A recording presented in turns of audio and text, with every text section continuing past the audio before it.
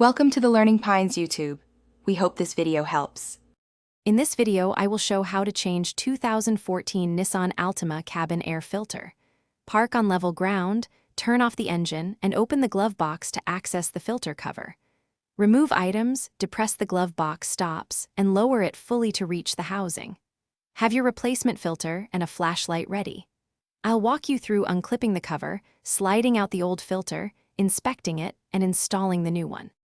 Begin by clearing and lowering the glove box to access the filter housing. Press the housing cover tabs and pull the cover straight out to expose the cabin air filter. Slowly slide the old filter out, keeping its orientation so you can note airflow direction. Inspect the filter for leaves, dust, and mold. Heavy debris means replacement. Clean the housing area if needed, and prepare the new filter for insertion, following the same orientation.